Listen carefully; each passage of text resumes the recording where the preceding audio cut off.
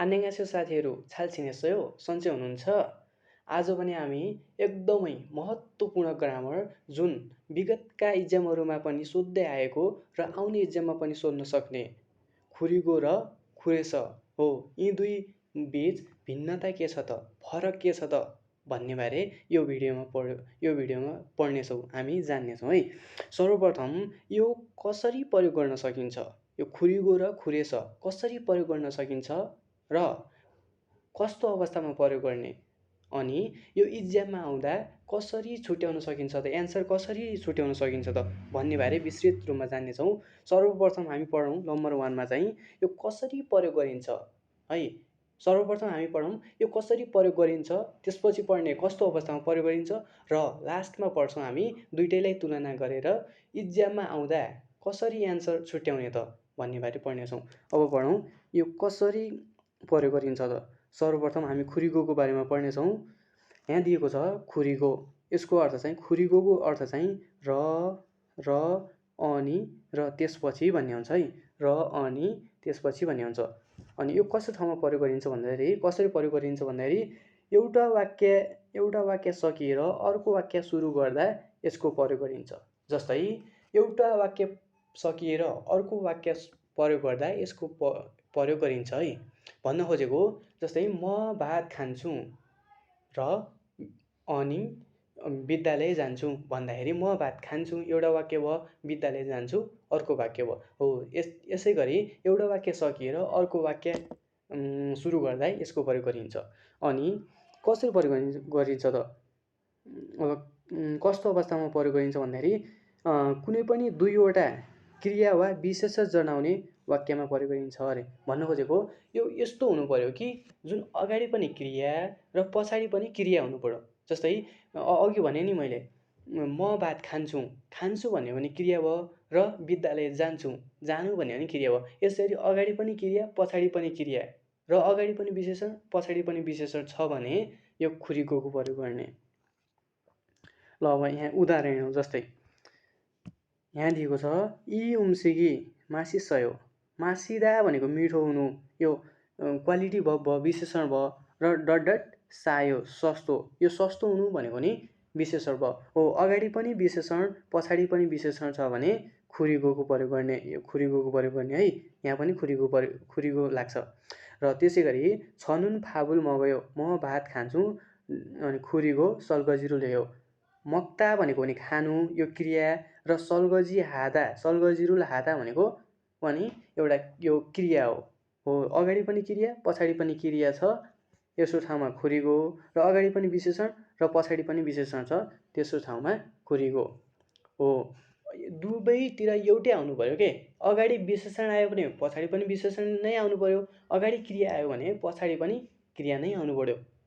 अथवा आएको छ भने अगाडि क्रिया आएको छ भने पछाडि पनि क्रिया आएको छ भने त्यस ठाउँमा सिधै खुरिगो लगाउने, र अगाडि पनि विशेषण पछाडि पनि विशेषण छ भने त्यस ठाउँमा सिधै खुरिगो लगाए भयो। अब खुरेसको बारेमा जाउँ है। अब खुरेसमा जाउँ सिधै। खुरेस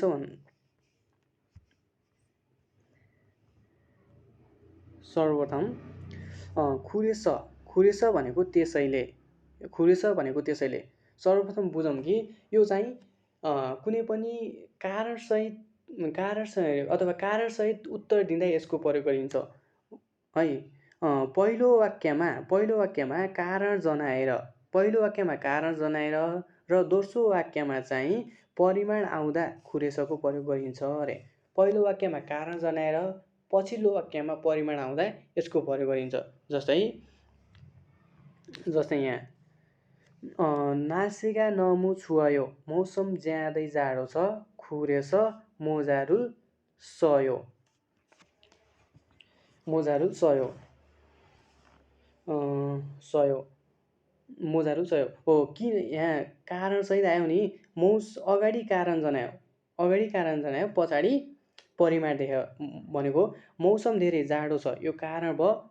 यो जाडो भएकोले के भयो, टोपी लगायो परिमाण किन पछाडि अब यसरी बुझाउनु हुन्छ पछाडि किन भन्दा अगाडि उत्तर आउँछ पछाडि किन भनेर सोध्नु न टोपी किन लगायो भनेर टोपी किन लगायो त मौसम जाडो भएर टोपी किन लगायो मौसम जाडो भएर त्यसपछि मरिगा आफायो टाउको दुख्यो खुरेछ फेङ्गुने खायो किन हस्पिटल गयो त किन हस्पिटल गई भन्दाखेरि टाउको दुखेर हो यसरी पछाडि किन भन्दा अगाडि उत्तर आउँछ भने खुरेसको र ओनुरुन इरियोल इयो आज आइतबार हो खुरेछ होइसाए आन खायो त्यसैले कम्पनी जाँदिन किन कम्पनी जाँदिन भन्दाखेरि आज शनिबार हो नि त आज शनिबार हो त्यसैले कम्पनी जाँदिन हो यसरी हो अगाडि यो खुरेकोमा के थियो खुरेकोमा के थियो भन्दाखेरि अगाडि पनि क्रिया पछाडि पनि क्रिया छ भने खुरीको अगाडि पनि विशेषण र पछाडि पनि विशेषण छ भने खुरीको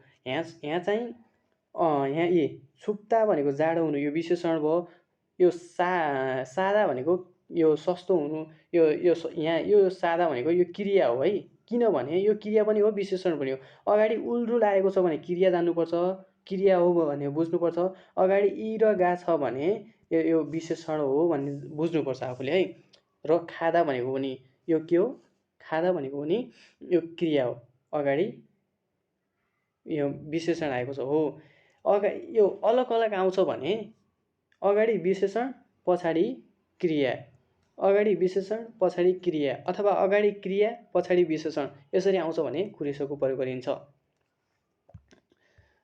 ल हेरौँ त है ल अन्तिम अब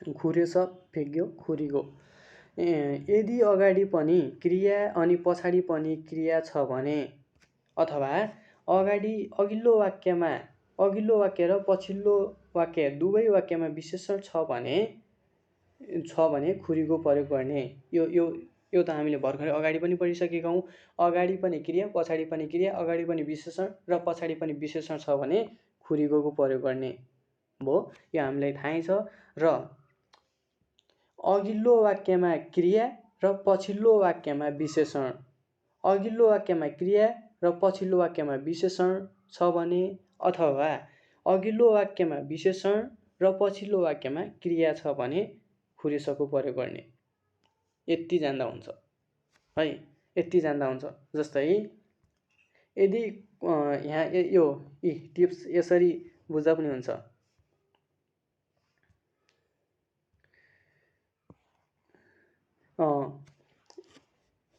यदि क्वालिटी भर्ब छ भने खुरीगो र एक्सन भर्ब छ भने पनि खुरीगो र एक्सन भर्ब र क्वालिटी भर्ब अगाडि एक्सन भर्ब पछाडि क्वालिटी भर्ब छ भने खुरेछ र अगाडि अथवा एक्सन भर्ब पछाडि क्वालिटी भर्ब छ भने खुरेछ यस्तै अलग अलग आएको छ भने खुरेछ र एउटै छ भने खुरीगो प्रयोग गर्ने हो यसरी पनि बुझ्न सकिन्छ र दोस्रो नम्बरमा कसरी बुझ्न सकिन्छ भने त्यो एउटा अर्को टिप्स थियो नि त जुन पछाडि किन भन्दा अगाडि उत्तर आउँछ भने त्यस्तो ठाउँमा पनि खुरेसको प्रयोग गरिन्छ है साथीहरू ल अब फिन खाने के होला त एन्सर ल अब सुरु गरौँ है यहाँ छ इओसी सायो यो कपडा सस्तो छ यी कसरी सस्तो भयो त भन्दाखेरि भन्नु खोजेको यो त यो भनेको सस्तो हुनु अर्को प्याक गर्नु पनि त हो नि त हो उल रुल आयो भनेपछि क्रिया हुन्छ यो उल रुल आयो भनेपछि पछाडि प्याक गर्नु भन्ने हुन्छ र इगा आयो भने सस्तो हुनु भन्ने हुन्छ किनकि इगा जहिले पनि पछाडि क्वालिटी भर्बको अगाडिमा लाग्छ इगा भनेको क्वालिटी भर्बको अगाडि र उल रुल भनेको एक्सन भर्बको अगाडि हो इगा आयो यहाँ क्वालिटी भर्ब हो त्यसैले इओसी सायो यो कपडा सस्तो छ डट डट छुवायो राम्रो छ अब यहाँ अगाडि पनि विशेषण र पछाडि पनि विशेषण खुरीको एन्सर हो त्यसै दोस्रो नम्बरमा इओसी सायो यो कपडा सस्तो छ डट डट सायो भन्नु खोजेको यो कपडा सस्तो छ यो सादा भनेको किन्नु अगाडि विशेषण पछाडि क्रिया हो अलग अलग आएको छ भने खुरेछ यो कपडा सस्तो छ त्यसैले किन्छौँ। त्यसपछि 3 नम्बरमा आउँ यी उम्सिकी मासिसयो यो खाना मिठो छ डट डट मगयो। अब मिठो हुनु भनेको यो विशेषण हो कि नै हो यो विशेषण र अन्तिममा छ यो क्रिया हो अगाडि विशेषण पछाडि क्रिया यस्तरी आयो भने अलग अलग आएको छ भने खुरिसको प्रयोग गर्ने एन्सर खुरेछ। त्यसै गरी नम्बर 4 मा यी उम्सिकी सायो डट डट मासिसयो यो सादा भनेको सस्तो हुनु विशेषण र पछाडि पनि विशेषण त्यस्तो ठाउँमा खुरीको प्रयोग गर्ने यो खाना सस्तो छ र मिठो छ भन्न खोजेको।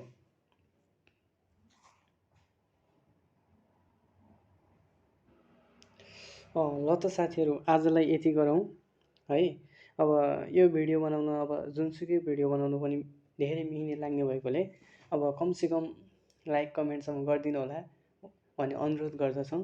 र अब अन्यङ्गी खेस्यो तो मान्नायो